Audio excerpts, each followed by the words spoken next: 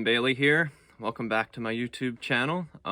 Here for another music discussion on one of the most legendary artists of all time, the Beach Boys. I don't think there's any denying that. I want to apologize really quickly about just being absent for a little while. I've been dealing with something embarrassing and brutal that put me out for like a week. And yeah, that it was just hard to really do anything, even play guitar or work on music. Couldn't move around much. But anyway, that's all done, and I finally finished up writing up my essays on this, which took a lot longer than I anticipated, really. I wanted to try and slam it out, like challenge myself to do the whole Beach Boys discography in a week, and it just didn't pan out that way, especially because I ended up getting that ailment.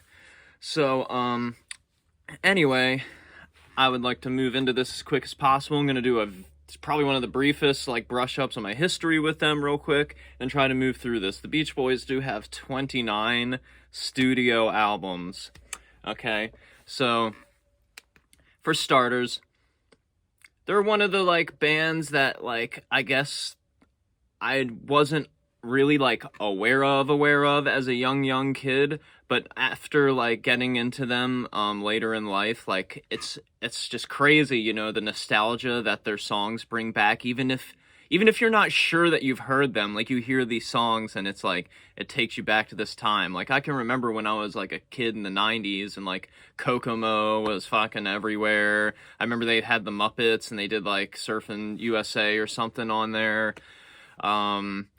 Just, like, I remember, like, my grandparents and aunts and uncles and stuff owning Beach Boys records. I don't remember if they listened to them all the time or something, but, like, there is this fondness that brings me back to them from even the time I was a baby. Like, I'm sure that they were, like, so saturated on everything that it was hard to avoid them.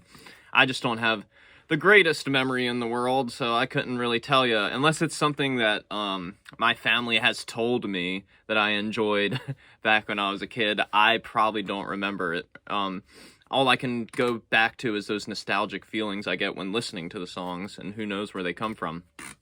Anyway, so yeah, I mean, there was a big void of Beach Boys in my life, I guess, from my childhood, because I was just into different kind of music. I didn't really understand the evolution of music or anything like that until I got into high school and started studying music history and music theory and stuff like that, and kind of perked my interest, as well as being in bands and stuff at the time. And by the time we got to like modern pop culture in the music history classes I was taking, like, I understood the influence of the Beach Boys even then, because, you get to the whole period talking about, early rock and roll, and then the development of surf rock, and, the British invasion even coming in, and, like, how it all is really important, and how Brian Wilson's compositions and everything are super duper influential and important to just the grand scope of music in general.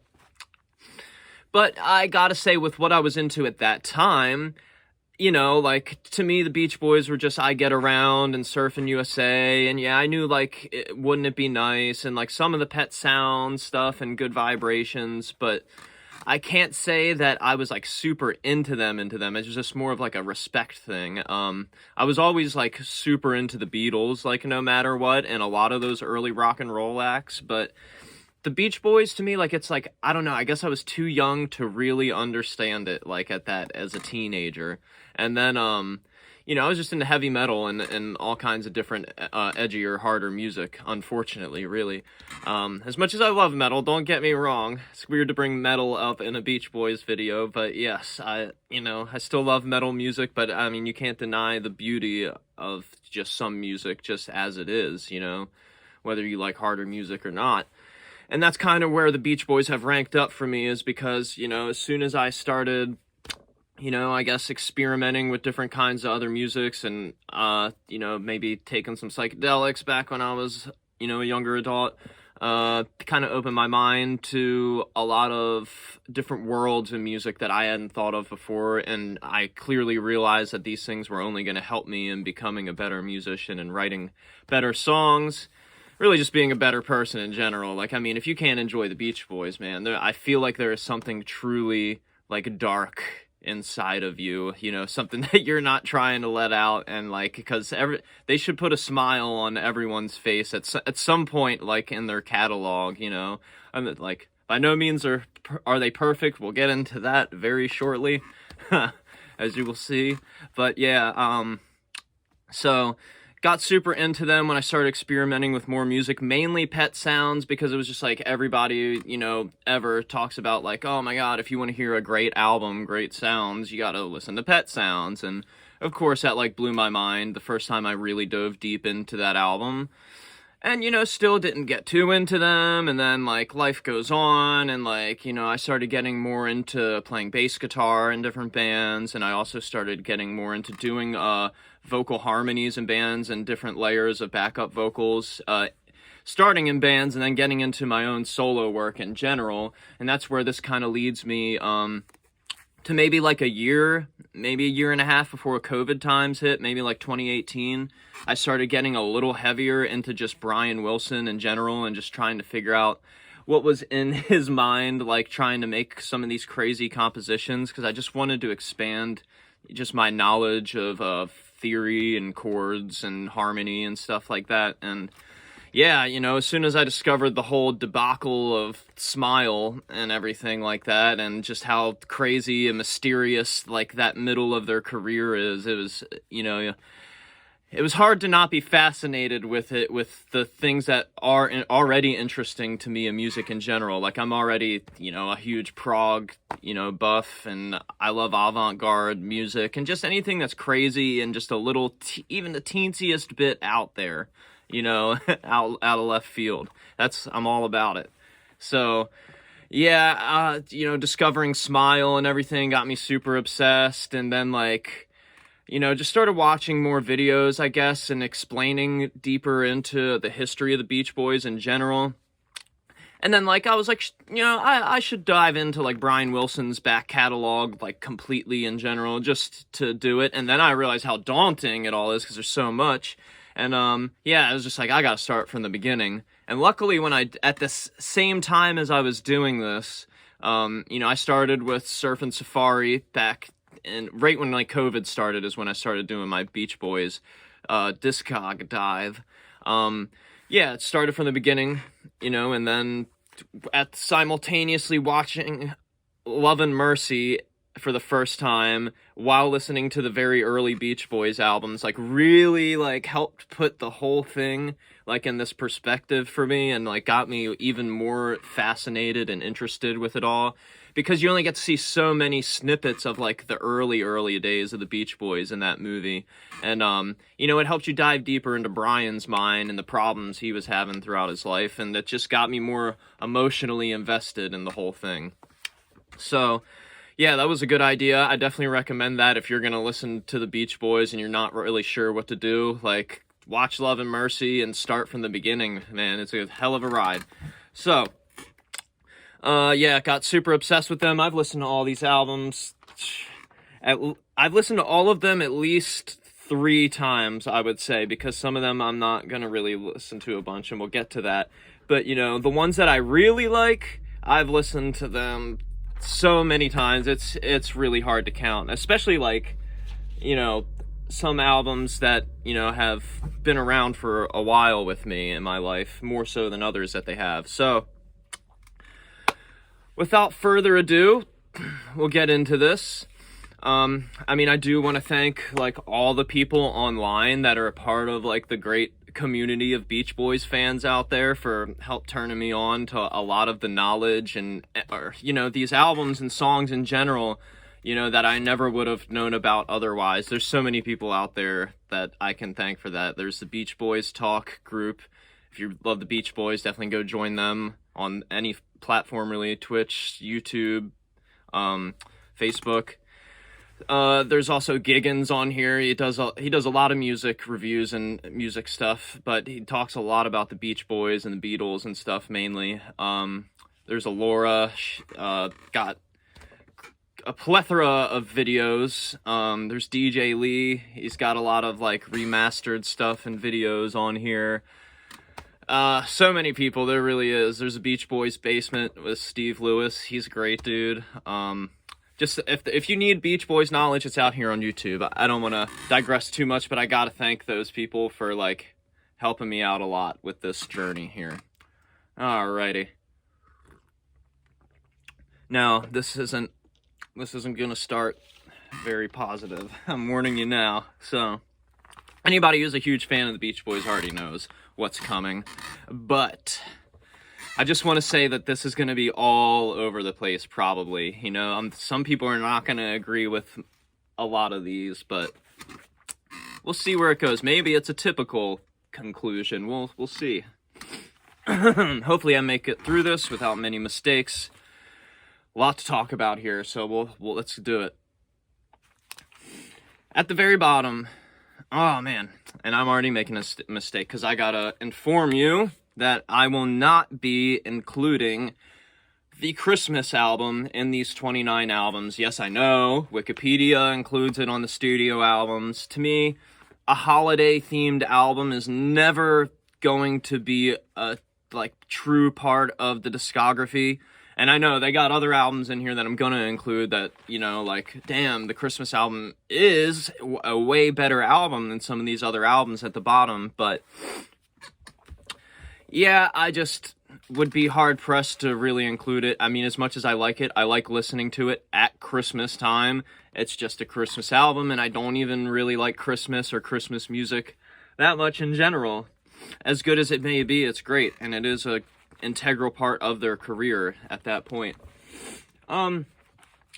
So what I did do is I included the Smile sessions, which some people are probably going to be mad about, but we'll get into that later when I'm ranking it.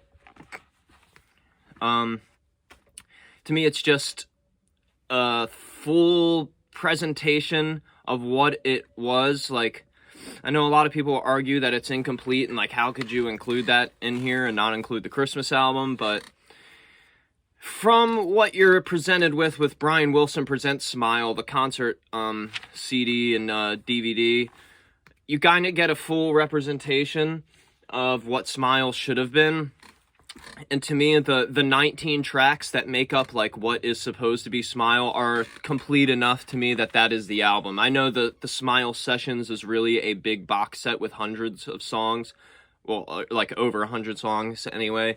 But yeah, the 19 that make up Smile itself are it. That's it for me. Like, I don't need them to be improved on anymore for me to enjoy them. But anyway, we'll get into that. Just wanted to clear my bases with that. All right, so now at 29 to kick this ranking off, but not in a good way. We have Summer in Paradise at 0.5 out of 5 stars. Yeah, that's probably going to be one of the lowest ratings I ever give on here is to this album. And it's really unfortunate. Like I said, their catalog is very all over the place for me. And, like, it's literally all over the place in my taste. Like, from the very bottom to the very top of excitement. And this, reviewing these bottom albums is really like a low point in this channel for me. It's gonna be, like, but, you know, the Beach Boys is so exciting to talk about, and the rest of their catalog is great, so we just gotta power through it. I promise it'll be worth it. So, Summer in Paradise, gonna read my little essay note things for all of these. Where to even begin with this train wreck? Well, it's the biggest dud of duds albums to ever exist, if that makes any sense. It's just so horrible on many levels. It's truly a shame to even call it a canonical album under the Beach Boys moniker.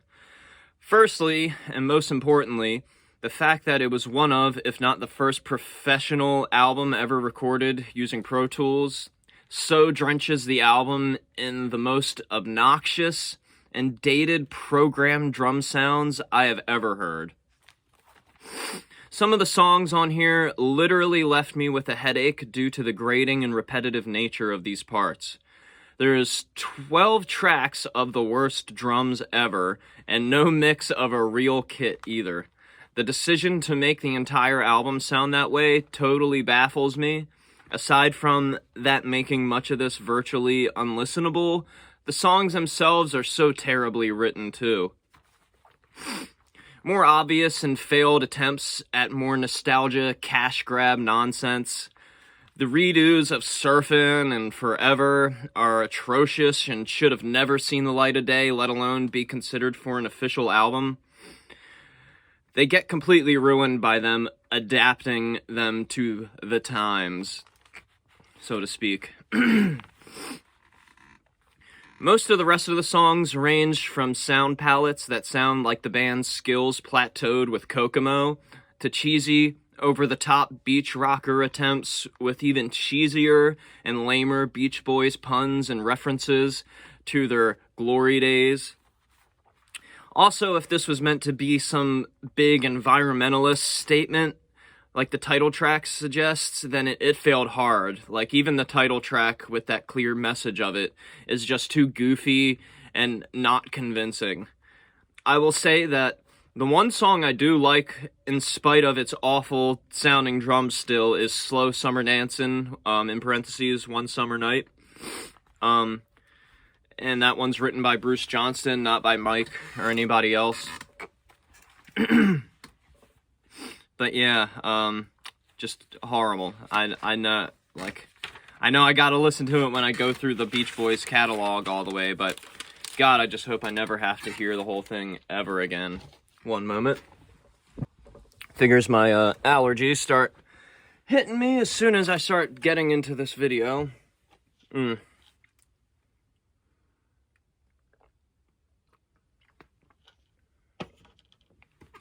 Okay, moving on. 28. Let's see. I'll go back a little bit.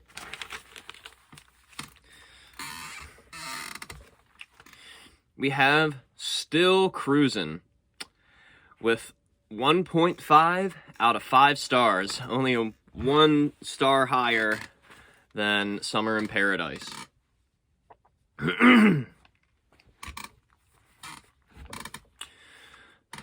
Barely meeting the mark to even be considered a canonical full-length album, Still Cruisin' attempts to tie a nice bow on all of the work the Beach Boys were up to close out the 80s for them.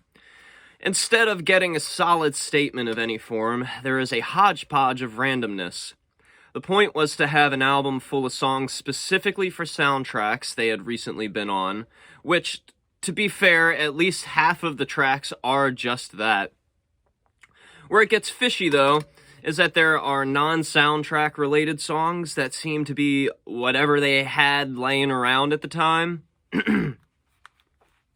These all range in their quality, in many ways greatly, so their inclusion in an attempt to make this passable as a serious album is just piss poor.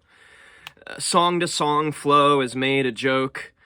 Even the production could have tied it together, like, slightly better, but this feels like a mixtape or a compilation. It does not feel like a true album.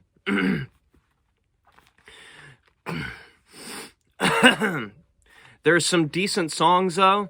Still Cruisin', Somewhere Near Japan, and of course Kokomo are fine on their own. They capture a more tolerable version of their 80s cheese.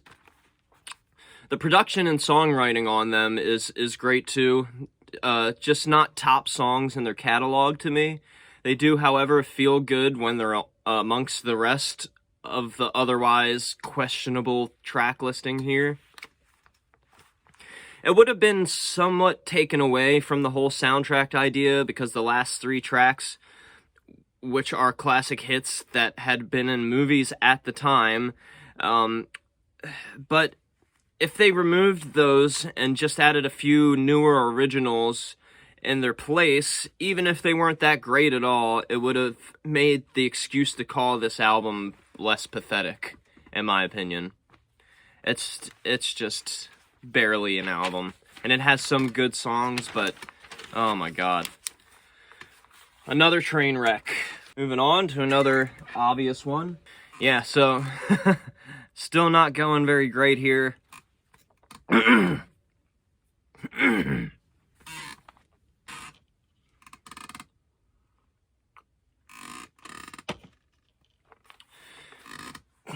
At 27, we have Stars and Stripes Volume 1 with 2 out of 5 stars. I'm not sure what to even say about this mess. The country rocked collabs/covers only pass as decent to me. It is sad that this is the last official release of Carl Wilson during his lifetime. Knowing that and accepting that this is the last time we get the classic harmonies in the flesh, minus Dennis, of course, makes these tracks somewhat worthwhile, though. It's certainly a step up production-wise to Summer in Paradise, like for 90s stuff, making it at least listenable.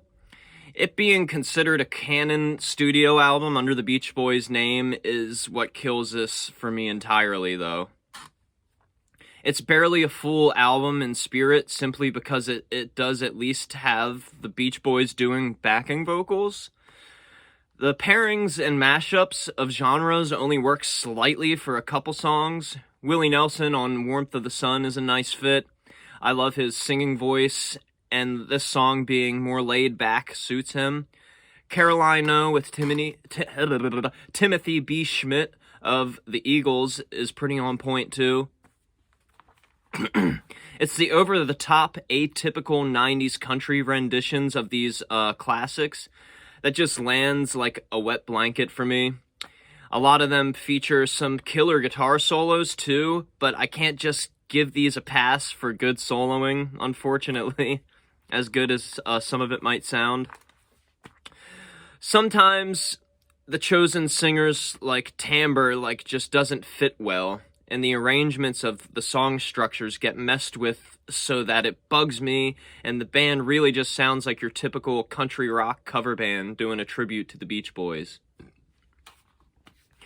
My main point of discontent with their second to last album is that it's just completely unnecessary and does nothing to give these songs any more zazz. It really shouldn't be a part of their studio albums. I'm sorry. If you're gonna tell me that I can't include Smile Sessions, but you could tell me that I gotta include Stars and Stripes. Oh no. God, it really sucks to have an allergy attack in the beginning of doing such a long video. Okay, so now moving on. Not getting much better here. But at 26, going back slightly in their discography here, we have the MIU album, not going up any stars this time. We're still at 2 out of 5 stars. It's not a bad album. It just has a sort of dull track list. It's definitely mixed very well, maybe a little bright and over-polished, but nothing sounds bad or off in the production. And the songs are decent. They're just middle of the road in the grand scope of their work. There's really only a few here that I ever go back to, and those songs are great, but they don't really live up to the rest of the album as a whole. You can hear them try and make the record sound like their original run of albums just through the lens of them as older men. And maybe because of that, the super lighthearted and sunny nature of it doesn't come off as authentic as their earlier material. It feels forced and like 15 Big Ones, to foreshadow a little bit, lacks the creativity that they were known for. Granted, none of the vocals come off as rough, gruff, and damaged like they do on that album. In fact, everyone seems to momentarily gain back their strengths, at least to as far back as the earlier 70s albums. Brian's high-range falsetto making the strongest reappearance. Musically, there isn't that much that's interesting here, though. At this point in their discography, it feels like the Beach Boys by numbers. I also need to nip it in the butt that Hey Little Tomboys lyrics are the worst in their whole catalog. They are so gross and misogynistic. It completely ruins what could be a decent piece of music if they'd only changed the topic of it. Yes, I agree that it's them being a product of their time, but sexism is sexism, so that alone marks this down like even more. On a positive note to end on with the MIU album, though, I do really enjoy Dennis and Carl's tracks on here the most. It's proof that they were always underrated and coming into their own as they got older. So, yeah, from here it's gonna get slightly better, but the bottom four are definitely rough. They're just rough listens, for me as a huge Beach Boys fan. And I know some people are like, well, your favorite bands, you gotta like all of their albums. When you got 29 albums, you don't have to like all of the albums. Like, there's a lot to go off of here, and I'm not gonna like just give the Beach Boys 5-star albums for every album ever just because they're great. These bottom ones are just not great. Not great. So moving on, number 25 here. Gonna be moving forward slightly, ever so slightly, really. We got 1980s, Keeping the Summer Alive, not moving up any more stars either. This one's at 2 out of 5 stars. Introducing the fully realized Beach Boys Nostalgia Act. But no, seriously, this album's a stench of them surrendering artistic integrity just to stick to the strict formula, as Mike Love and others put it, for the rest of their longevity, makes it an endless bummer, not an endless summer. Sorry. They literally try so hard to keep the summer alive on here that the mix itself is so damn bright and grating on most of the track list.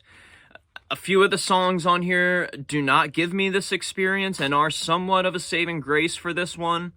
It actually starts strong with the rocker of the title track, albeit silly and as campy as it gets. Living with a Heartache is easily my favorite. Still a pretty simple and corny love song, but sang beautifully by Carl. I also really enjoy the instrumental arrangement on it. The rest of the songs can range from cloying to just alright.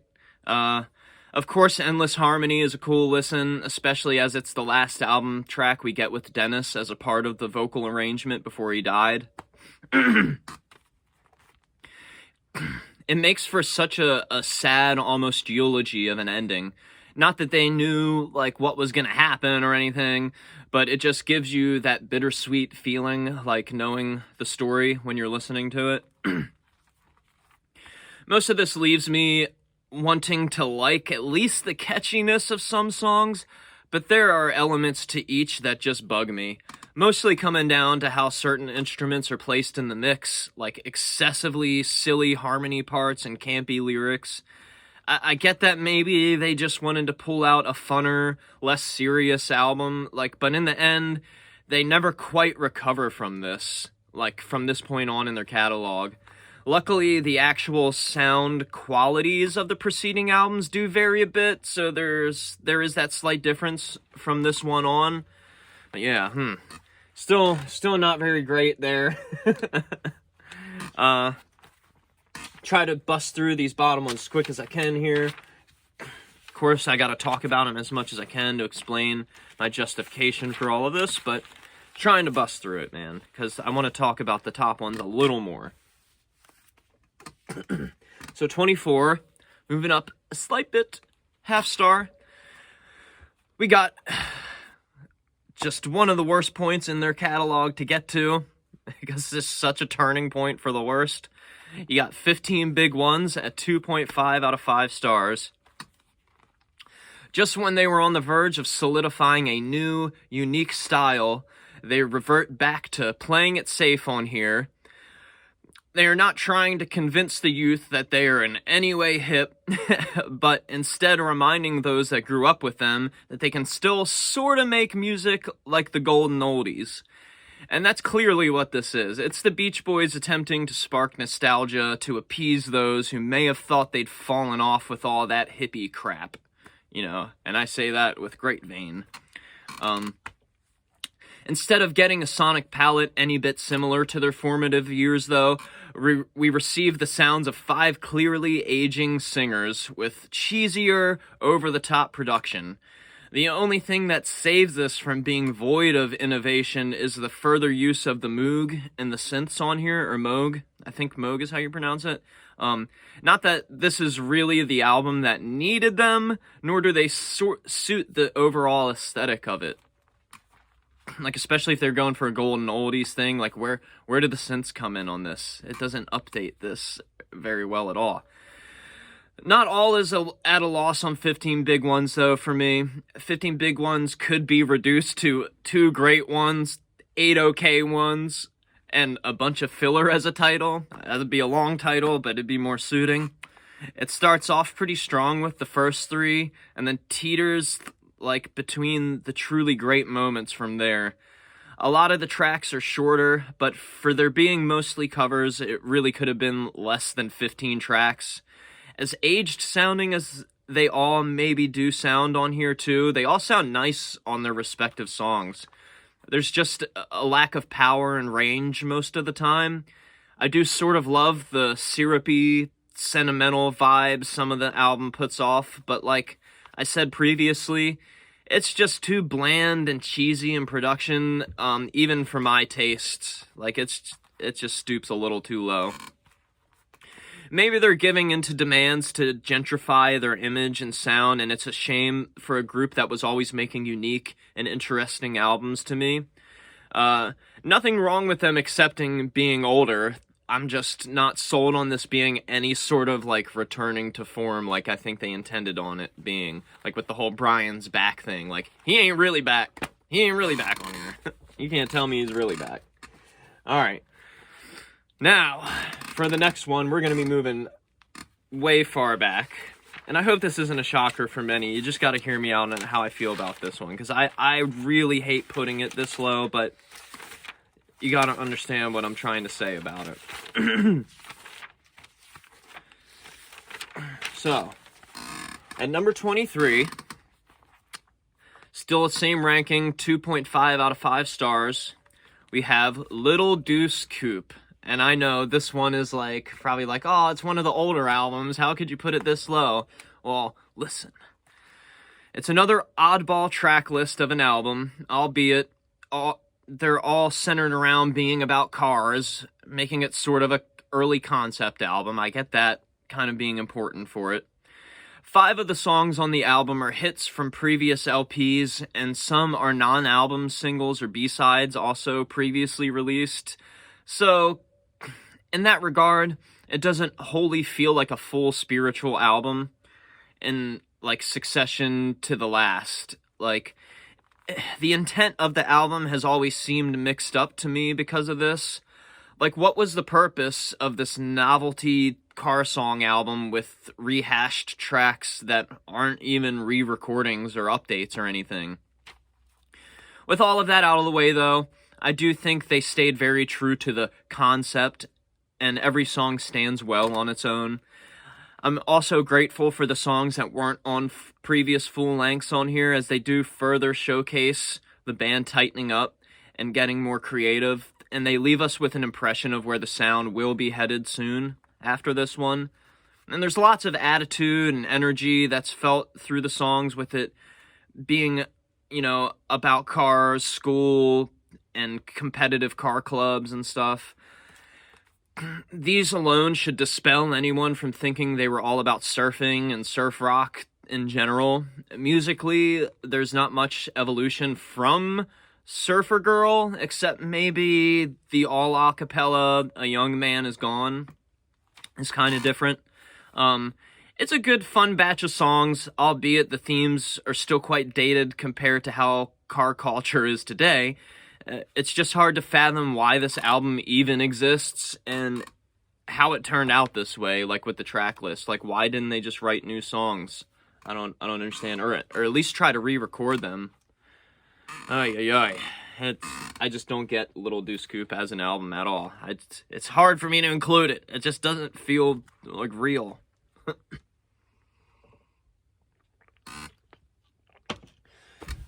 Okay, moving on. We are getting into slightly better territory here, I promise. I promise that it gets a lot better from here with my words. So at 22, still at the same ranking of stars, but I do enjoy this one slightly better. Like, just because they have the same star ranking doesn't mean that, you know, they necessarily have the same enjoyment level for me. Like, that's why they go above the others. So let me explain. Got Beach Boys Party, recorded live at a Beach Boys party, however you want to call this one. I mean, to me, it's just party with an exclamation point. That's all the album should be called. But anyway, 2.5 out of 5 stars on it. This album is part loose, unplugged album and comedy album to me. For the time, I think it does a swell job at capturing the room's mix in a live setting. The fact that the actual party elements with the chatter, banter, and laughter were overdubbed makes it seem super artificial after knowing that. They do a good job at making you believe it's really happening, and you're put back in time at the studio with the gang, and, you know, but after you know how staged it is, it sort of takes away from the enjoyability of it. As much as I still want to love it and not judge it so much for that, really, I mean, I do enjoy listening to it. If the party aspect was really in the moment, it would make the interruptions and nonsense less obnoxious. I really dig the cover choices on here, as silly as they may get with most of them. The Beatles ones are especially cool to hear, considering their friendly rivalry at this time. You can tell that they have love for these artists and aren't simply mocking them. At first thought, most might think that this album is super strange and an anomaly in their discography, with it being juxtaposed between two very classic albums of theirs. This would be a shallow observation, though, because I believe it captures not only a snapshot of their lives, but also the changing vibes and aesthetics going on around them in the 60s at this time. Gone are the nice, no-nonsense kids from the early days, and here we have them growing up and partying. Not all of the performances are great on here, though, and it does underwhelm you with what you want it to really be, like, you know, to stay true to it being a real live party album. But hey, it's one of the first live, like, acoustic albums of this type, so props to them. And they don't do much acoustic stuff throughout their discography, as much as they really could have. So this is really neat, a really neat album.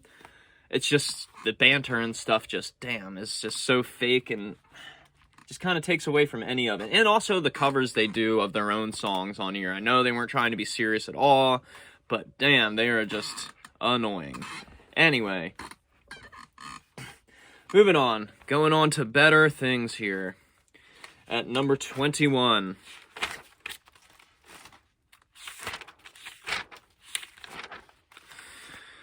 Moving all the way up to 1985, we have the Beach Boys' self-titled album at 3 out of 5 stars, moving up a half a star point here.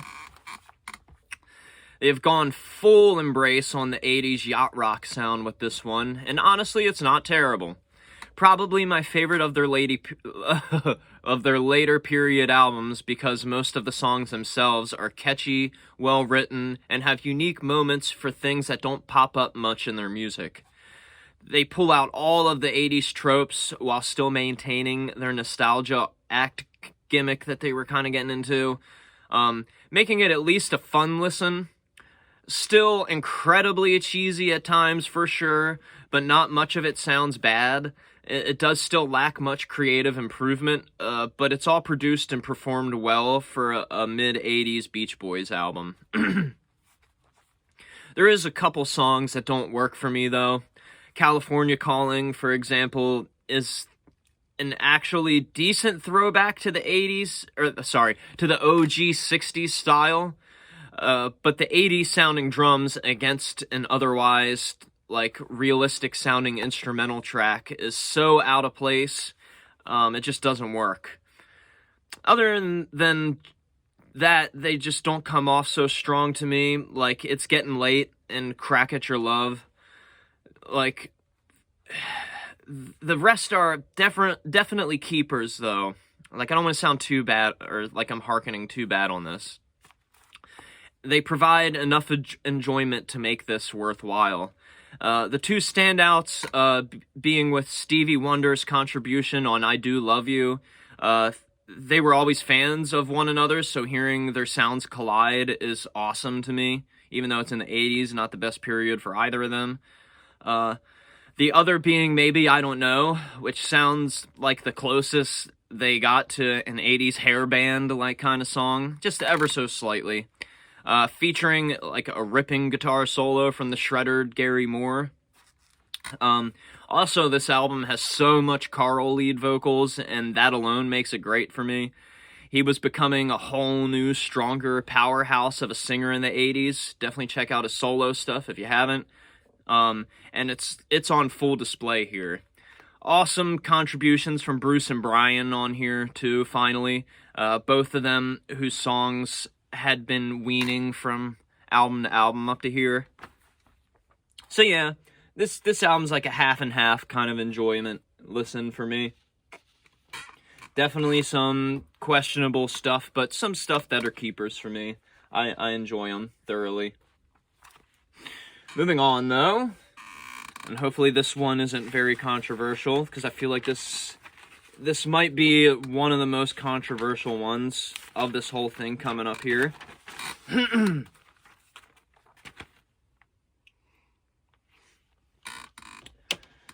Number 20.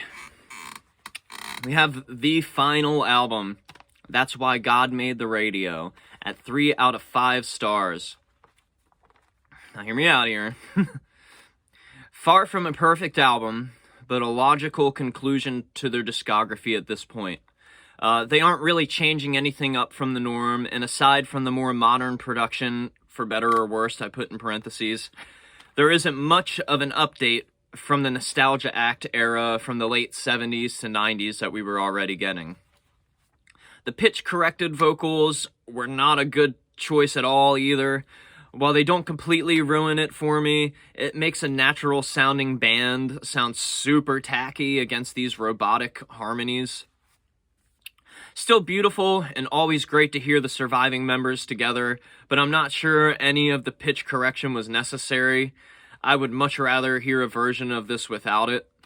It is awesome that Brian seems to have taken a lot of creative liberties when it comes to the compositions and arrangements. Not much of the lead vocals coming in from Mike at all, and most are Brian-led. The sound of the tunes themselves pretty much just remind me of Brian's solo albums, just with the rest of the guys backing up, which you do occasionally get that on Brian's solo albums too. There's still a much stronger and appealing approach since probably the self-titled. Definitely not the... sorry, didn't mean to say not. Definitely the most focused album since then too, if not more. There are some great features like Jeff Skunk Baxter from Steely Dan on Spring Vacation. Excellent solo. Still a super cheesy song, but not so bad it's like unbearable to listen through. And that's the thing here. It's the most super cheesy beach rockers up until the last 4 tracks. The last 4 definitely make up for it, though, as they are some of Brian's best later period compositions that he has around. They serve as a sort of eulogy to their whole recording career, and it hits really heavy when the waves crash on the end of Summer's Gone. It's just all of that just ties a nice little bow on the end here for you, like as if you thought they were going to end on a very sour note. But no, they cleaned it up nicely there. Thank you, Brian. Thank you so much for hopping in on that one. Sad that you can't be in it anymore. Alrighty, moving on to number 19. Hopping back quite a bit again here, jumping back.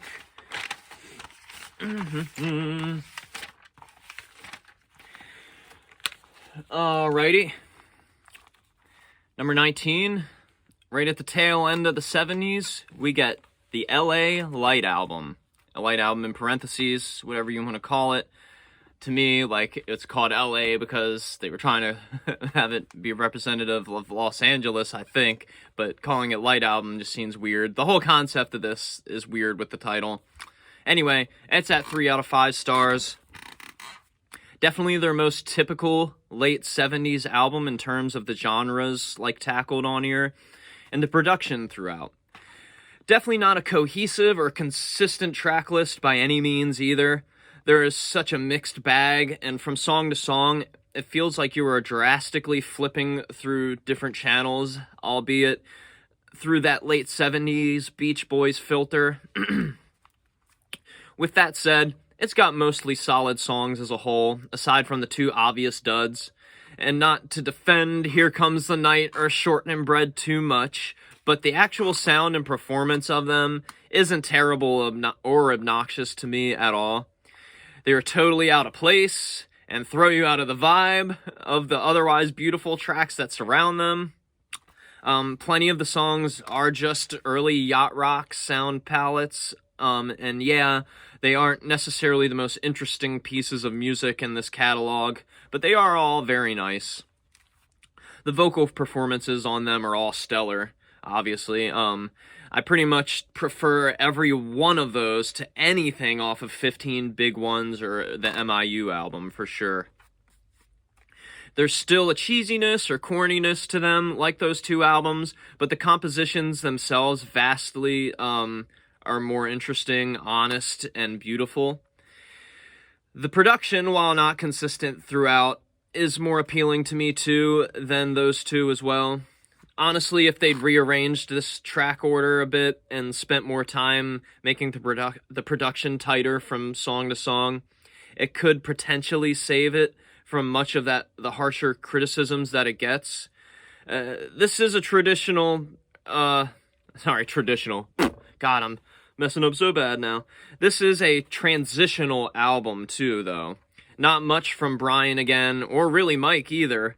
It seems this was another moment for Carl, Dennis, and Al to put their strongest material together at that time. And you got Bruce, who wasn't even in the band at this time, I think producing this one too, which is pretty rad. Alright, moving on. Sorry to put that one so low. I know some people are huge LA Light album supporters. Just doesn't stack up to the rest of me. I apologize. You can feel free to leave your rankings below, I always like to hear people's opinions on all of the music I discuss on here. It's great to see what everyone thinks, especially with a catalog this deep. But we're moving on to number 18. This one might be another shocker to have this low. Let's see what everyone thinks about it. I have their sophomore album, Surfin' USA, on here at number 18 at 3 out of 5 stars. Now hear me out. You can hear that there is something more polished in the production to the sophomore, which makes its sound quality a slight step up to the debut. However, as nice as everything sounds, this is definitely a weird album. It's somehow more of a surf novelty record than its predecessor, so much so that almost half of its track list are surf instrumentals. The originals on here are solid updates to their material on Surf and Safari, though. Much different vibes added to some of them, but that's also a factor that detracts from the flow of the album, really. The chiller songs feel too juxtaposed to the more upbeat rockers and surf instrumentals, and while I don't feel any one song on here is worth scrapping off of it, I just strongly feel the track order hurts this listening experience. It's mainly that the instrumentals aren't spread out enough, though. The songs with vocals on here are much better evolutions and way stronger examples of what their vocal harmonies are all about. Brian Wilson also begins sneaking in his personal sentimentalities on a couple songs, allowing his creative dominance to show some foreshadowing this early on. There's nothing really bad about the purely instrumental tracks either. The guitar work, in fact, is awesome to listen to, especially for this early on in rock and roll. I do believe all the guitar players to ever play in this band showcase some of the best skills of their time. The first album had different lead vocal spots for each member, but on this, everyone automatically sounds stronger and better utilized. on their respective tracks. Less reliant on making it about Mike being the sole leader and frontman of the band, even though he clearly was, because like he didn't really play an instrument aside from a couple random sax lines. I love how the arrangements grow and grow in depth on here, though. They add solos on various throughout that add such unique touches. Whether it be on like the organ or the guitar or drums or whatever it happens to be at the time. Okay, moving on. Number 17.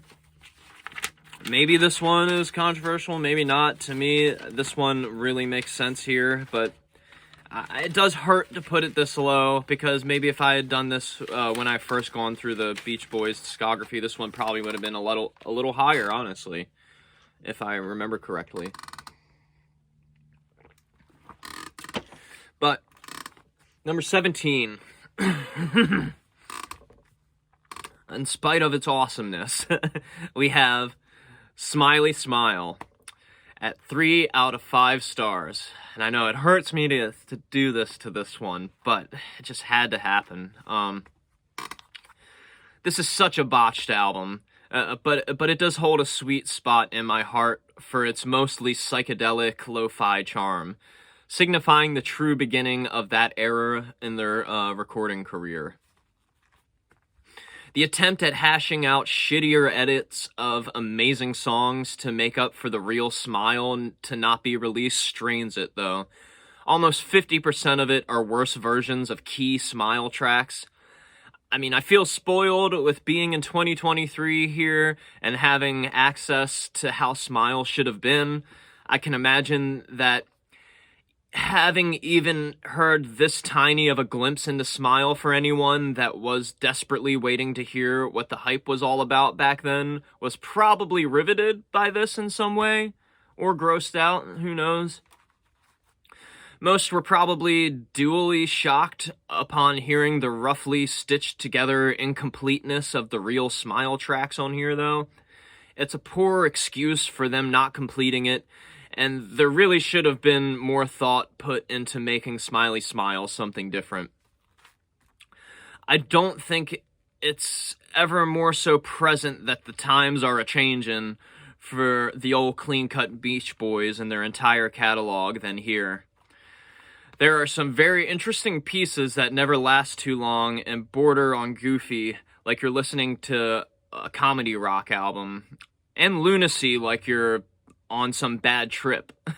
With that being said, the Beach Boys guiding you on said trip is always a pleasant time. I like having a psychedelic experience to this album, and it's been said that they did like a study or something where this album helps people recover from bad trips. There's something about the vibe of this album that has this weird thing about it. I don't know, I kind of get it. Unfortunately, for the whimsy and playful nature of this, if you know what's going on with Brian's side of things at this point, that knowledge makes me feel really bad for him. It makes these otherwise silly, trippy recordings kind of heartbreaking, honestly. For the sound it achieves, in parentheses, be it on purpose or not, it is executed perfectly, and you can hear the influence it has. The track order really isn't that bad either, honestly. Even with the Smile songs not being great on here, it has excellent pacing and kind of takes you on a listening journey. It is also super cool that most of these are home studio recordings, something different for a band like them back in that time, with the actual instrumentals being taken back over by the boys themselves and not just strictly Wrecking Crew members. And obviously their voices and harmonies are still top-notch on here throughout, as weird and strange as some of them may be on here. Really sucks to put this album like this, because there's so many interesting moments. She's going bald, and fall breaks into spring, or in the winter. I forget what that one's fully called, but it is an amazing song. Amazing little soundtrack composition thing, sounds like a strange part of Alice in Wonderland's soundtrack or something like that. Very Disney, mysterious, trippy kind of vibes. But yeah, love Little Pad on here. Love a few songs. It's just the incompleteness of it and just the heartbreaking qualities of it just put it down for me above the rest that are about to come ahead of it. So, anyway, moving on. At number 16, moving back in time, even further from that. Hopefully people don't want to kill me for this one. This one is, I know, very beloved. Very, very beloved. But there's just no way it could have been higher in this ranking for me. Absolutely no way. Number 16, we have Shut Down Volume 2 at 3.5 out of 5 stars. For starters, the title is dumb. It could have easily lost the Volume 2 and been way cooler and made more sense. Though the instrumental Shut Down Part 2 is on here, it doesn't help. Aside from that little detail, musically, it's a great batch of songs. Brian's ballads, again, really steal the show. Only one original is a song that I don't care for. The rest are pretty standout in their early catalog. The main issue with this album is that it unnecessarily has a bit of filler. The previous albums obviously had filler tracks, and maybe it's something artists or labels came up with to make albums feel like some sort of novelty listening experience. But I don't feel the boys blossomed their true potential on them. By the time we get to the songs on this album, it's clear that they are on some trajectory path to untouchable songcraft, though. The filler songs really do kill the flow and vibe. Granted, the last three are grouped together, but the skit track really sucks the life out of the middle. And sonically, though, it's getting mixed lusher than before. They're getting closer and closer to that Phil Spector Wall of Sound production that Brian idolized. On his end, compositionally, the chord progressions and vocal arrangements do begin to get even more complex. The sound reaches a beauty unmatched by any other rock and roll bands of this time. You can really hear the variety of Brian's influences realized on all of his songs. Thematically, the rift seems to grow as there is more of a mixed bag here. You can hear the transition from the early 60s to mid-60s trends, and much to Mike's contention, Brian's chiller, more emotionally in touch tunes are taking over. Alrighty. So moving on from there, number 15, moving forward in time a bit for them. And this one is another one that really sucks for me personally to put it this low. But, as arbitrary as it may be, I may have to do these things at some points, as much as I may enjoy them. So 15, we have 2020. At 3.5 out of 5 stars, so not going up in the ranking quite yet. Absolutely the most mixed bag of an album in their catalog up to this point in the journey. The songs presented here sound like 3 or 4 different sessions for different albums, because it really is. After the 3 pretty interesting lo-fi projects, we get one of those end-of-contract, obligatory albums with some new songs, but mostly scraps from the previous few albums. The track order and pacing oozes the evidence of a haphazardly produced record, almost like they either didn't want to make it at all, or they had sort of given up on their commercial success altogether at this point. Either way, all is certainly not lost with this one. I truly enjoy all of the tracks themselves, all of them, even if Our Prayer and Cabin Essence are unnecessary additions from Smile. I do overall feel that those two do bring the slight theme of a more road trippy, pastoral, countryside kind of vibe together for this album. I can't ignore how it feels like a quick Hail Mary to try and get the general public talking about this release for any reason, though. Which, this is a shame, because I dig the different styles they're starting to develop, especially attempting more rock energy, like what was popular at the time back then in 1969. You can really hear the other members that aren't Brian coming more into their own as individual songwriters, though this aspect of each song sounding like the start of solo material is what makes the cohesion non-existent on 2020. Perhaps this could be saved with some rearranging, though, because the different styles and sessions could be grouped to where the related ones are next to each other, making the listening experience less jarring. I do also enjoy the mixing of each track, as juxtaposed as they may be. It also doesn't feel that any song is totally filler, except the last two Smile ones. If they just put more focus and organization into this, it would have sold more people on the fact that they could rock. Like, truly could rock out if they wanted to. Sadly, that would come a little later. ... I wrote. Don't know why I wrote ... in my speech here, but I did. Anyway, just like I don't know why they included Cabinescence and stuff on the end of 2020. Okay, so number 14, moving on. We're over halfway through the ranking here, and I'm at an hour in. Oh, God. I knew this was going to happen. All right, I hope y'all are bearing with me. I hope people enjoy this, and you've been along for the ride this far.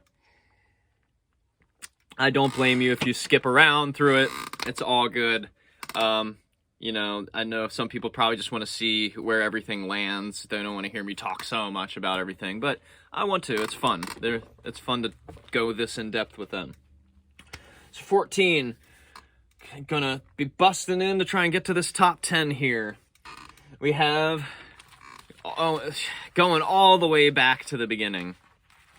The debut album, Surfin' Safari. And this one is moving up a half star, so we're at really good territory for me right here with 4 out of 5 stars for Surfin' Safari.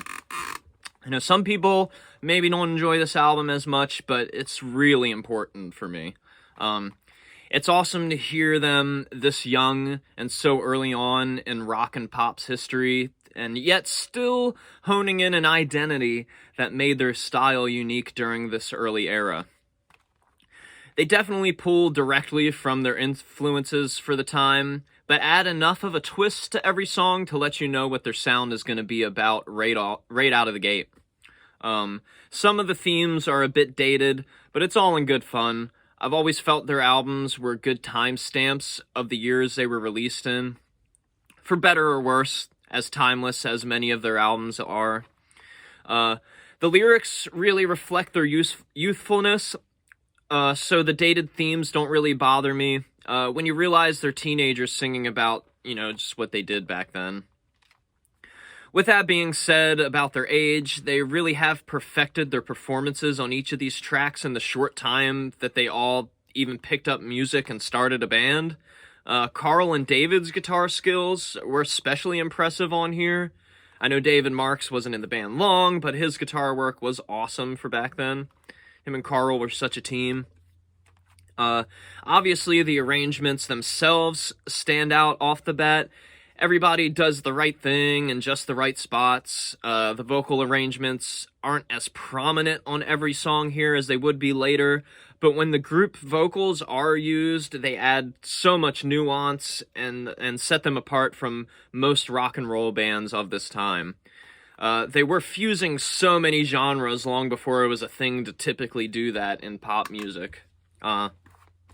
You can really hear how the nasally, in-your-face delivery Mike gives, the speed of the upbeat rhythms, plus the overall aesthetic of their early albums influenced punk rock. Like, I really think it did, especially pop punk, more specifically, but just the aesthetic and vibe of punk, is really present on this debut. Maybe not anywhere else in their catalog, but definitely here. Overall, the track flow is fine. They're all bopping, but perhaps can be seen as like too samey. It's amazing how a few of these first songs became staples for the Beach Boy all the way up until today, though. Like Surfin', their first song, you know, Surfin' Safari, it's just crazy. 10 Little Indians, you know, Summertime Blues is a good one on here. It's just, you know, surprising that they started so strong, I think. Because, you know, the early 60s is a questionable period for, you know, the evolution of rock and roll. It took to about, like, 64 and 5 for shit to really start getting super interesting. Alrighty, moving on from Surfin' Safari. Hoping you guys don't kill me for this one. I know this is a lot of people's all-time favorites. I think it's my grandmother's favorite Beach Boys album. But at number 13, we have the third album, Surfer Girl, at 4 out of 5 stars. Moving up like slightly in this ranking from the debut. Now, this album is a better evolution. A lot of similar elements from the first two here, but there seems to be more of a focus on Brian's romantic ballads than rockers. The scattered flow of Surfin' USA is pretty much fixed here. There is definitely better song-to-song balance of all the different styles brought to the table at this point. The songwriting and arrangements are stronger too, lots more attention to detail, and how each song can be filled with irresistible hooks and melodies. There's still a bunch of Fun in the Sun, simple yet effective tunes. Even those have more nuance in their crafting though. Some of the themes still project the group's immaturity up to this point, but those themes are combated by Brian's coming-of-age songs. Something that would later drive a wedge through each member's perception of what the Beach Boys represented. Here it is less obvious that there will be a rift, though, as each member's spirits still seem high in their performances and everyone is very much involved here.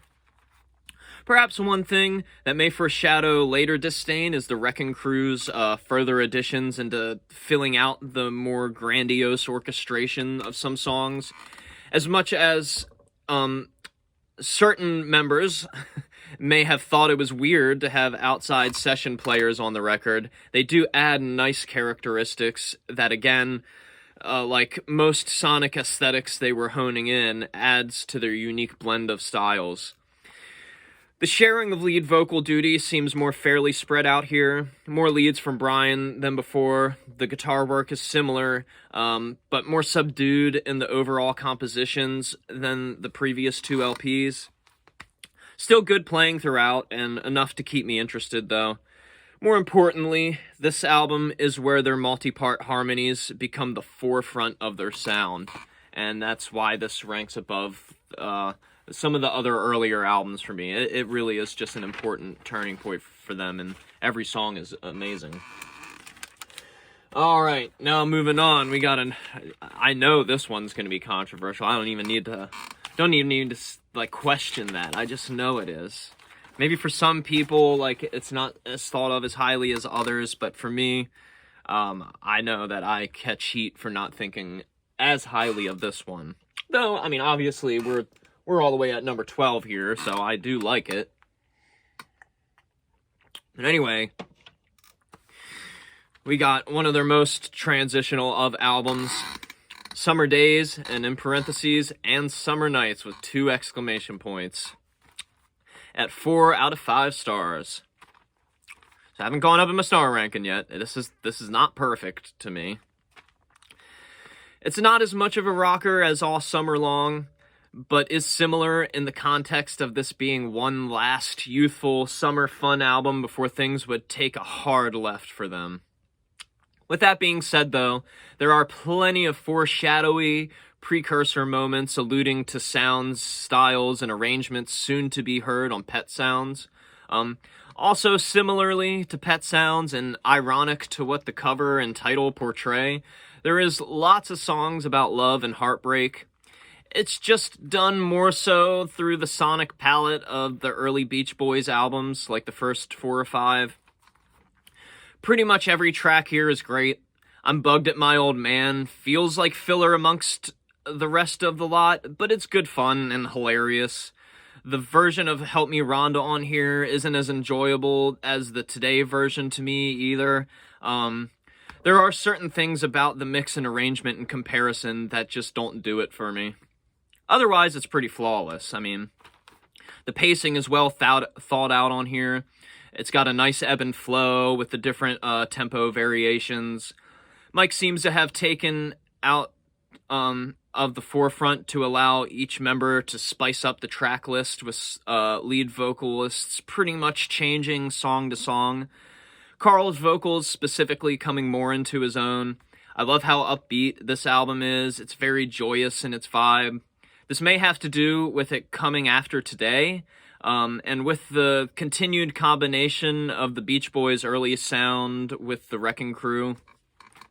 Like I said, though, you can again hear them moving on from their youth into maturity, and with the ever-changing landscape of pop culture in the mid-60s, they were always escaping and transcending anything making them a pastiche or following trends for the sake of just being popular.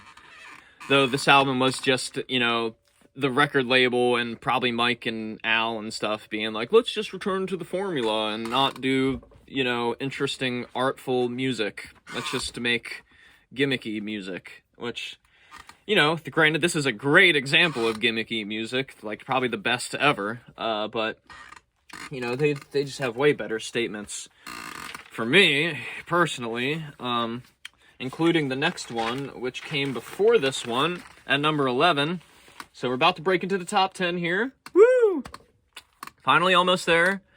And an hour and 12 minutes in. So number 11, we have All Summer Long at 4 out of 5 stars. Not moving up quite yet. One more true rock and roll record out of the way before more drastic changes in their dynamic would occur. There is still a touch of that proto-mid-60s charm. It very much has the same focus as all the early work, though. If not even more focused and a stronger lot of songs altogether for it being one of their beachy albums. There is only 2 filler tracks, and I prefer the instrumental and this outtake skit much more than the previous ones by far.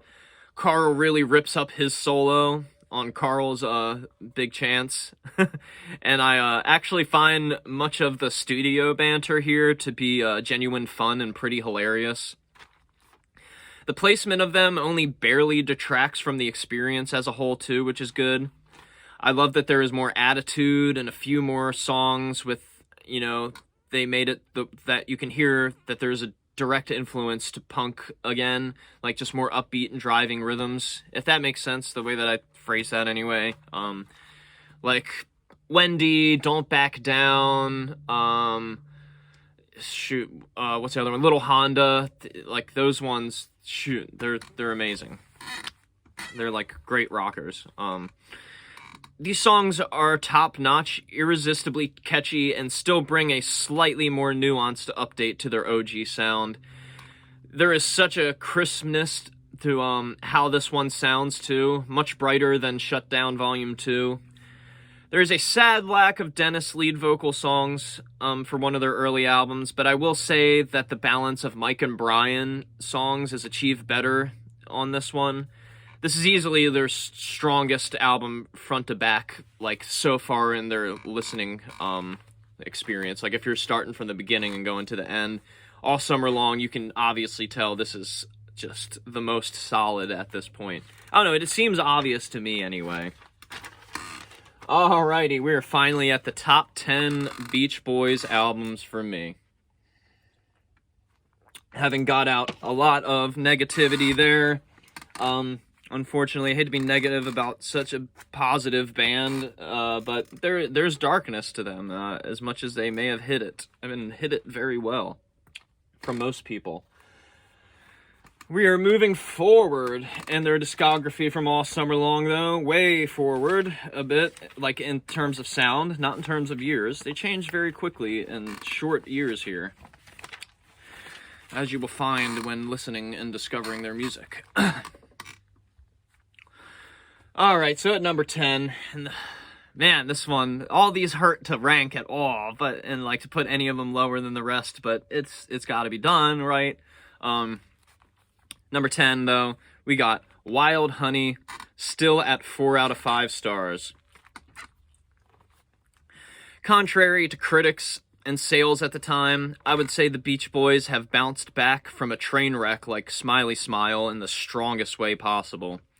Their adoption of a more stripped-down, Motown-inspired style makes for a nice, brief, aha moment in their whole discography. It's as if they could have pulled this off at any moment, but instead they employ it right when the world mostly believed they'd completely fallen off. It's the most polished of the 3 lo-fi albums, but the sound of their home recordings still permeates the atmosphere quite nicely. It has a couple slower, more meditative songs that fully showcase this sonic palette that they've achieved, but mostly sticks to the upbeat, dancey R&B and soul rhythms of the time. It just got such a strange, groovy aura about it. Again, like Smiley Smile, because it's all homebrew in the mid-1960s, the mix and quality does vary from track to track. The actual track pacing is well enough executed throughout that this doesn't hurt it so much, though. It still kind of feels like you're flipping channels on a radio with each song, making an interesting ride of an album. There can be moments when certain elements sound unbalanced, but it doesn't ruin my enjoyability. Except for Carl, who still sounds like he's blossoming as a lead vocalist. I put that in parentheses. You can probably mark the beginning of their more mature and drastic changes in their voices and ranges here. This is something that gets more and more apparent on each subsequent release from here on out. They still have much youth in them, though, and to sound strong and bright on Wild Honey, they really do a good job at trying to, like, gain back just a little bit of power.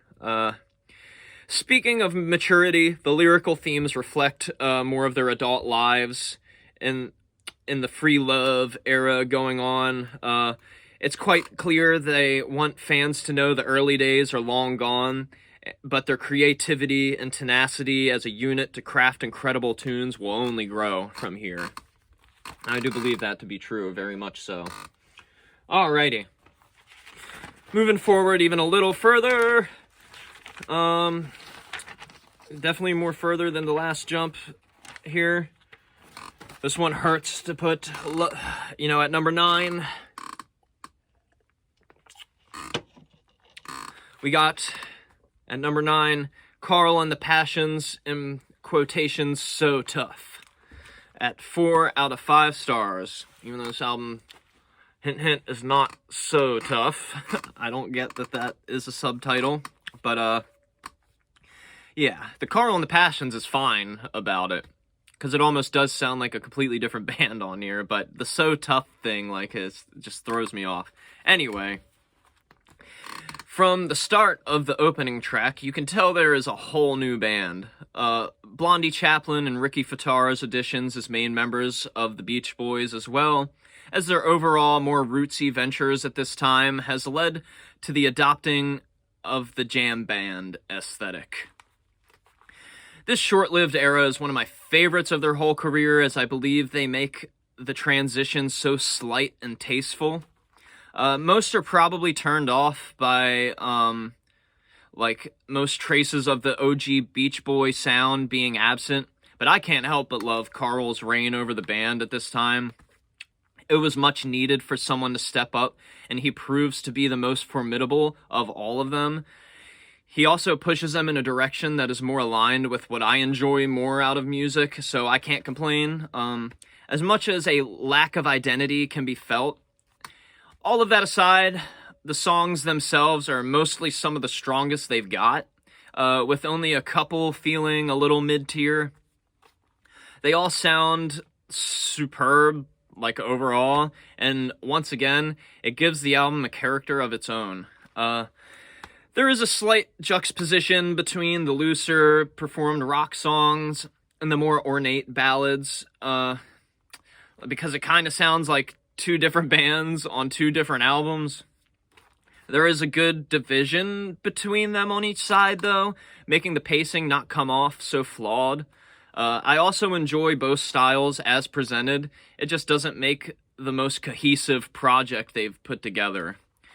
I love the smoky vibes the jammier songs have and how much they show off the band's live skills.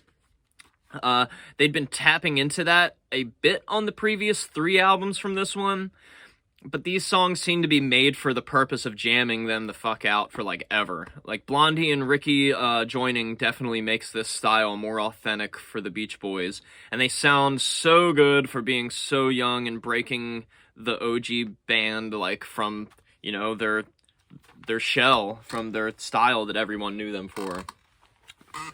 So yeah, underrated album. Probably one of, if not the most underrated Beach Boys album. Alrighty, moving on to number 8. Oh yeah, I'm moving forward in time again here.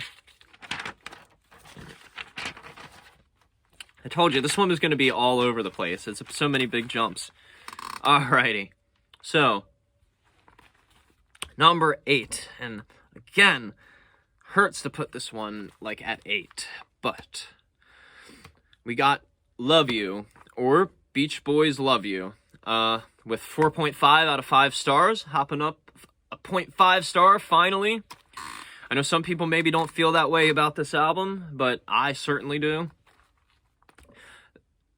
This is Brian's last hurrah as a creative leader in the Beach Boys before pretty much signing off with them completely again for a while. And the sad part is that he is still a presence on subsequent albums and live shows. It's just as though he's not a full member and living in the shadow of his former creative dominance. With Love You, though, he puts together yet another masterfully crafted album. It's definitely one of the sweetest and cutest batch of songs to ever be pressed to wax. This may turn some off, as the songs can come off goofy, corny, romantic, and maybe too open and personal at times. To me, though, all of that makes this album one sweet package. It's really like one of those albums that can make me break from a dour mood, like in an instant of putting it on. It just has this warm fuzziness about it. I haven't even touched on the sound yet either. It's so influential and ahead of its time. With its pretty much all Moog sound-based instrumentation. Sorry, that word kind of ran off there. With its pretty much all Moog sound-based instrumentation creating a wonderful, almost 8-bit-like tone, reminiscent of Nintendo and Sega soundtracks that wouldn't be released for, like, quite some years after this. This is 1977 here. Yes, I am implying that Brian's work here is a catalyst in inventing the chiptune genre. Like, all jokes aside, like, I'm serious about that. He creates so many awesome tones, and being the master he is, of course, arranges them beautifully. You almost forget that there isn't much in the way of guitars throughout this. And if you're questioning the chiptune thing, go look it up on here. There's other Beach Boys work available in 8-bit, but there's a full album version of Love You in 8-bit form, and whew, it is breathtaking to me. Anyway, the vocal performances are slightly a mixed bag, as some sound very aged and broken like they do on 15 Big Ones, and some actually sound like they're worked on, like getting their old ranges back slightly, you know, if I dare say that. It all weirdly fits every song so well. The album is the perfect snapshot into their lives at the time. Again, sadly, the gentrification of the Beach Boys would only get worse from here, though. This album is really like the last awesome point, like when you're listening to their albums back to front. Like, on its own, this album is amazing, but, like, God, it's just such a breath of fresh air in their catalog when you're going back to front. Or front to back. I always say back to front, like an idiot, and get that reversed. Anyway. Alright, now this one, Another one of the most underrated Beach Boys albums, if not albums of all time, right here at number 7. I know this one's probably a favorite for a lot. Because I think I read, or heard in an interview somewhere, Brian also had this as his favorite of his for a long time, or at least that he thought it was the most underrated. I got 7 with Friends, and we got 4.5 out of 5 stars still here. So not perfect, but very, very close. Very close. This is probably the most criminally underrated album they've got. The final in the Lo-Fi trilogy, where I believe they truly mastered what they had been going for. It's just a shame that their popularity had fallen off so far after the failure of Smile, because this album shows even more growth and maturity and creativity. It also has the most relaxing, chill vibe about it in comparison to any of their albums. It's such a blissful ride up until, ironically enough, Transcendental Meditation jerks you awake. That song is a little jarringly placed on this release, but I don't despise it, as some do. It's a strangely upbeat, psychedelic, soul-inspired number, with lyrics that seem like an observational celebration of TM, Transcendental Meditation. And it's to kind of cap off this album with a theme song to what was happening. The entire rest of the album is very chill, with cosmic atmosphere at times. It is very breezy, but doesn't lull me to sleep or get boring or uninteresting at all. Each song is presented so well, even the shorter ones. There is so much nuanced detail in the mix and compositions. It's hard to knock an album for being breezy with songs this strong. They have mastered a whole new genre here. On the vocal end, you can definitely hear more aging, Dennis's voice becoming especially gruffer, and Brian losing more of his classic high register in favor of a more natural but more fully fleshed out range. There are a couple of instrumentals that, along with the extremely short tracks, could potentially be deemed as filler to some, but they all make this feel complete to me. The instrumentals serving a similar purpose to those on Pet Sounds, in that they further explore the sonic palette of the album and bring you to the imaginary world within it. Lyrically, the Beach Boys have become young men, with some of them beginning to sing about, fatherhood. These styles may be the closest they get to McCartney's granny rock songs, but I've always enjoyed that wholesome touch that they have to them. I know some people really don't like that, and some people really, really love that stuff. But to me, it is just great. They don't have much of that in their catalog, in my opinion. As piano based as some of their music may be, they just don't get to that When I'm 64 level that they do on something like Busy Doing Nothing or something. So yeah, I love Friends. Friends is a great album. So much about it that makes it stand out. But the ones after this, there's just no budging them and their positions for them in their ranking for me. From below here, they can switch around quite a bit, from time to time, but this one is pretty set in stone. From this one that I'm about to talk about on, it's pretty set in stone. Okay, now, at number 6, not in the top 5 yet, but close, we have Surf's Up at 4.5 out of 5 stars. And it's hard for me to not say this album's perfect, because it is very close for me, but it's just not quite there yet. It's another mixed bag of a record musically, but with similar production quality to Sunflower. Just a tad more studio experimentation added. It's also very tied together thematically. If the previous album was the light, then this one is for the dark side for sure. A yin to the yang, if you will. And I do feel it's appropriate to mention that in comparing the two, because they were conceived pretty close to one another, and mark yet another transitional point in their careers. This newfound creative partnership would sort of get a wrench thrown in it from here. They truly feel like a band working together on Sunflower and Surf's Up. This is definitely the most campy album for them in a while, too. Albeit that's pretty contrasted in regards to the message and aura this LP is supposed to have. And the more environmental and existential themes do hit hard. It's just that a few tracks convey this in a slightly goofy and over-the-top way. Some may say that this is in poor taste, but I happen to think that they are once again ahead of their time with this stuff, and the performances are always so well executed. You can also start to feel a rift in the band again with a few tracks, pretty much being solo showcases like for each member.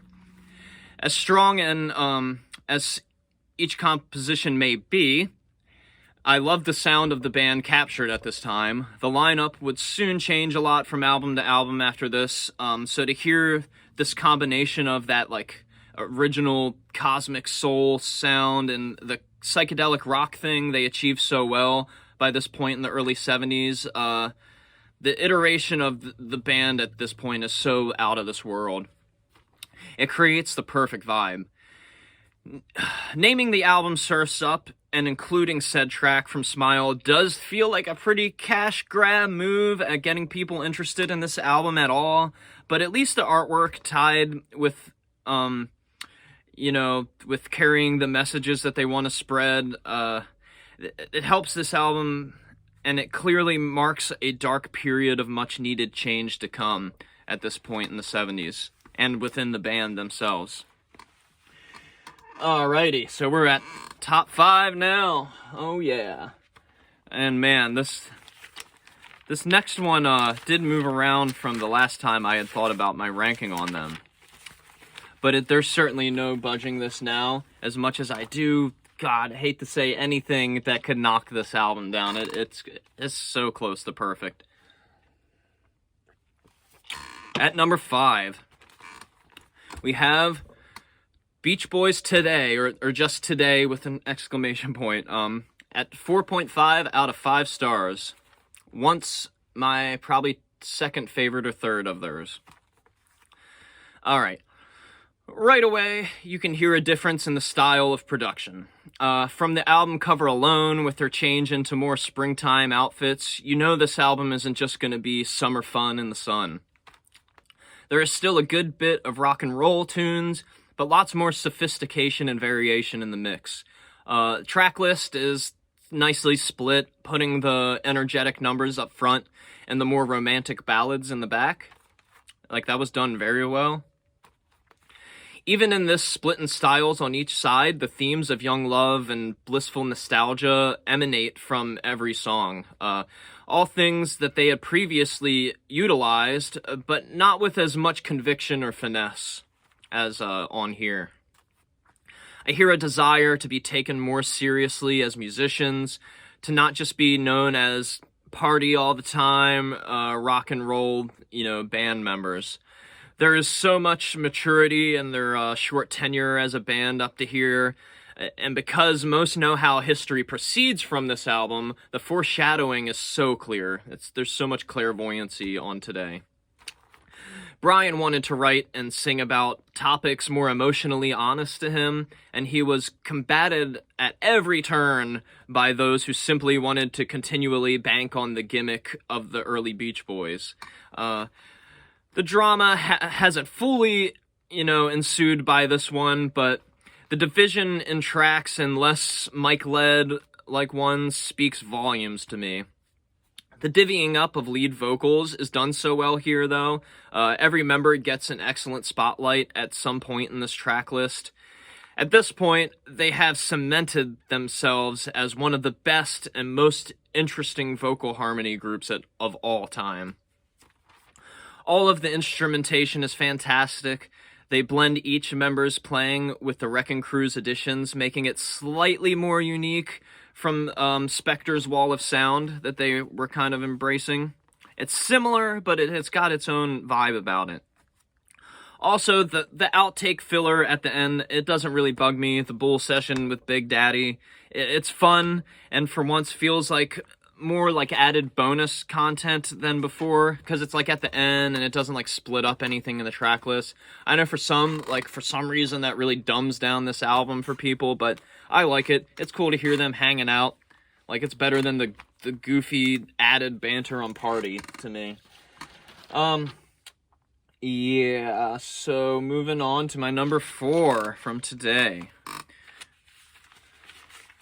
And I think some may be pleased with this one here. I mean, at 4, I mean, you guys probably know, like, at this point, been keeping track of what's, left and everything, if you're watching all the way through. But, number 4, we have Sunflower, finally, at, what is this? 5 out of 5 stars! It is a perfect album to me. Love Sunflower so much. The Beach Boys ring in the 70s with a more focused version of the band. They combat the shadow of uncertainty looming over their careers with the post-Smile era by ushering in a new era with a much more lighthearted rock album than ever before. Everything that already made them a standout group is further evolved, and they prove that Brian doesn't always need to be the one at the creative helm, and that they are very much finding themselves to be a strong creative unit once again. Each member gets even more of a time to shine, Bruce Johnston especially being incorporated into the track list more, but Carl, Mike, Dennis, and Al each respectively get some of their strongest songs of their careers here. Stylistically, a lot of the more rock elements were shown previously on 2020, but that album made those moments feel too juxtaposed, and like no one was truly collaborating on new material for it. On here, though, they finally figure out how to get a perfect blend of that interesting cosmic soul sound, a la Friends, and the upbeat attitude that they've always been known for since the beginning. The sound of Sunflower is just so bright and inviting, too. Definitely a feel-good album through and through. Every moment just sounds so well produced, and the performances are top-notch. I know it's the Beach Boys, and they're obviously known for stellar vocals, but this showcases some of their strongest moments as they begin maturing and drifting even further away from their younger tonalities. The pacing is a huge improvement from 2020, all except that I feel the middle gets a little breezy with the slower, more ballad-like tracks, something that may cause some to tune out. But I'm hooked on every note of this album, so I honestly wouldn't trade a moment of it. It's perfect album to me. And I know perfect is subjective, you can feel however you want to about that. Just speaking my mind here, and not trying to, hurt anyone's feelings doing it. We all got opinions, and I respect that. Alright, number 3, top 3 albums. What 3 do we have left? Well, if you haven't been paying attention, you're about to find out.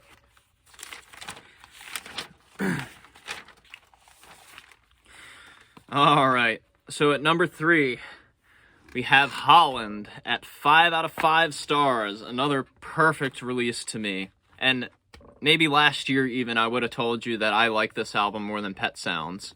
But we'll get there. We'll get to Pet Sounds. Holland at number 3, man. That's so good, so good. This is such a strong culmination and representation of everything they'd been pushing for throughout the 70s so far. There's still some eclecticism laid on the 9-song track list, but the production and apparent tightening of the band from Carl and the Passions makes this album soar to heights that the aforementioned didn't. We get a much more focused product that still gets ambitious in combining so many influences and styles they'd been previously experimenting with. Speaking of experimenting, the further implementation of new synths at the time makes for such a unique sound for this time period. The influence of mixing the rustic jam band and more modern synths is felt greatly to me. they pull it off so flawlessly for being like ahead of their time and really potentially further alienating and dividing their fan base. The fact that we have gone all the way from the bright, cheerful surf rock days of the early 60s to the matured, sensitive musical complexity of this album alone just like baffles me completely. And it gives me so much respect for them always attempting to reinvent themselves for better or worse. And in this case, you know, not in so much of an effort to regain popularity or to be hip at all again. It's just them as seasoned artists making whatever the hell they want. You know, it's what it seems to me. They escaped to Holland and just became artists again. You know, I love the ties to nature and just a simpler life that this album has in its essence. It can be such a relaxing and moving experience to listen to. Perfect for any time spent in the woods or out in nature, like, period. Or traveling. Sadly, mostly everything that I love about this album and the early mid-70s era of their albums will soon be stripped away entirely, never to ever truly return. It makes Holland very bittersweet knowing what precedes. This first half of their career, like up to this point, is just so fascinating. It's just such a shame that their overall aesthetic is altered in such a drastic, gentrified way. Not that it's all bad after this, it's just overall disappointing in comparison. It's just so drastic. But Holland is such a special album from them, really. So good. Every moment of it is so good. Alrighty, we're at number 2 here. And I know I said there was controversial things before, but now we're at the real controversy. Because the top 2, and you guys know what's left out of what I was saying earlier. And number 2, though, as much as it pains me to do this to you guys, but it's going to be done. Maybe you know what I'm about to say. One of the most unagreeable things of all time. But Pet Sounds is at number 2. Still a perfect album, 5 out of 5 stars. Can't complain there. This is an arbitrary ranking, after all. But let me state my case for why I think that there is something better. The Beach Boys make their biggest and most successful left turn in their career's trajectory path to date. Brian Wilson's compositional prowess in full bloom and on full display. His idea to take a leave from touring to be able to craft more serious and mature songs pays off so greatly. He really struck creative gold when going to work on this album. It's one of those albums where every detail of the arrangement seems to be perfect. Like, no nuances were spared with flushing each song out to be its own miniature symphony. The emotional depth and honesty in the lyrics and themes are pretty unmatched here.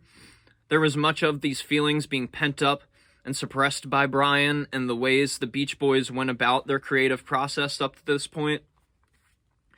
Given the chance, he decided to use his first opportunity to take the helm from anyone else trying to control the band and prove to the world their days of riding the gimmick were over and they would soon be taken seriously as artists. With that being said, Mike Love is even less of the frontman than previously, and Brian has the majority of lead spots on here, vocal-wise. It's unfortunate that Mike and certain others held this to much chagrin, because Brian really employs each vocalist to their biggest strengths. And with that, the strength of his composing and the almost full instrumental takeover of the Wrecking Crew, he creates one of the most unique and influential sounds ever achieved in music, period. Every detail in the playing and performances sounds so euphoric, and the coming-of-age themes really hit home. I mean, especially with me, and the kind of stuff that I like writing about personally.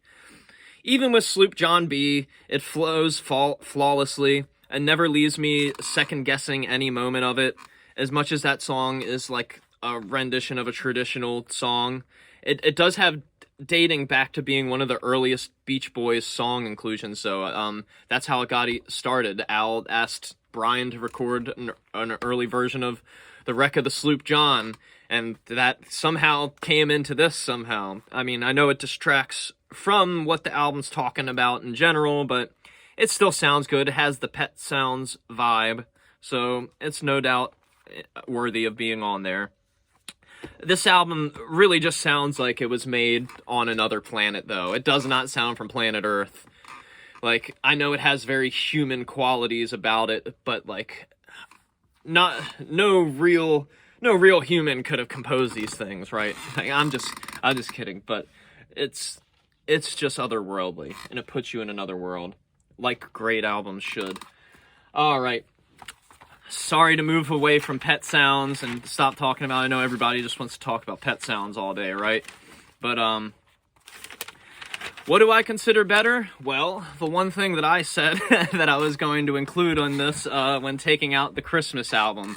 So my number one Beach Boys album of all time, even though it's technically a box set, technically a compilation, but there's 19 tracks of it that do make up the album that would have been Smile. Of course, I'm talking about the Smile Sessions at 5 out of 5 stars.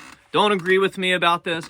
Like I said, go watch Brian Wilson present Smile. If you just look up Smile Live on YouTube, full performance.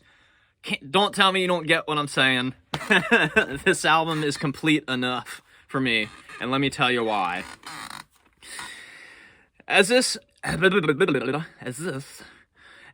even conceivable after Pet Sounds, Brian pushes the envelope on his compositional skills even further. So far, in fact, that I believe he grew to fear how far into the unknown he was going. I can only imagine attempting to surpass the success of Pet Sounds with even more grandiose orchestrations, and then crumbling under the vast complexity of your own work, while silently battling an ever-consuming mental disorder. Like, maybe some of the most playful, whimsical nature of a lot of their track list. Oh, wait, I read that wrong. Scratch that sentence I said. I'm sorry. Maybe some of the playful, whimsical nature of a lot of the track lists might not allude to much of the darkness, but the amount of extra parts and the manic structures should indicate how far off his rocker Brian was when working on Smile. And for it being inconclusively finished, I do prefer to listen to this version of Smile over the others that exist out there. After watching Brian Wilson present Smile and comparing it to some track orders on here, I realized there isn't much even missing, aside from a few sets of lyrics on a couple of the shorter pieces. There's enough of it here for me to see it as a whole. I also just prefer hearing the Beach Boys performing these vocal parts together versus Brian Wilson's band, as great as they are, too. I mean, they are amazing. Plus, the avant-garde performances and the production style achieved here is just so interesting and has so much depth. There really isn't not much else in the world, and I put in parentheses, especially outside of Brian's work, that sounds the way that this album does. The psychedelic era had seeped its way into their circle right in time after Brian's takeover to further drive the nature of this record. The times had changed, and had this whole album ever gotten released, they surely would have convinced the world of their staying power, period, I think, as they changed dynamics over the generations. It's truly a shame that this album, never worked out for Brian or the Beach Boys, but nonetheless, still remains a heroic, triumphant masterpiece, and a true breathtaking work of music and art and, literature and everything all together. It just, both Pet Sounds and Smile, to me, encompass just what is great about art in general.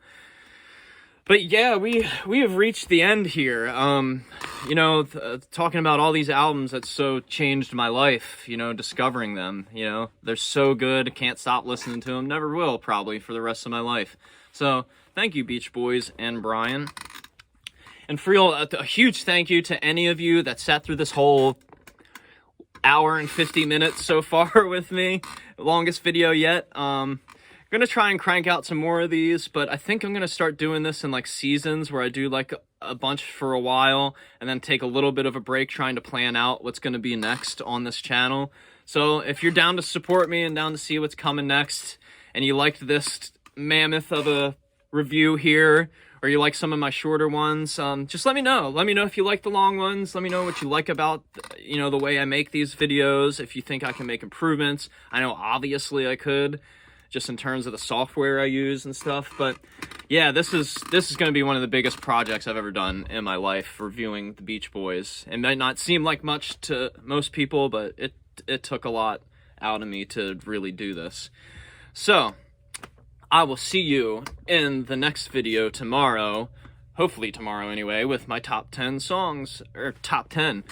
Whoops, gonna give it away here. It's not gonna be top 10. When I do over, I'm gonna say 15 albums for a band, they're gonna get a top 20 song. So tomorrow, instead of a top 10 song, you're gonna get something special with my top 20 Beach Boys songs. I just couldn't leave, you know, so many out. So yeah, I will see you then. Please like and subscribe. You know, if you like what you see here, like what you hear here, you know, I got more coming. So I will see you in the long run, and see you tomorrow especially. So thank you. Thank you for watching. Peace and love.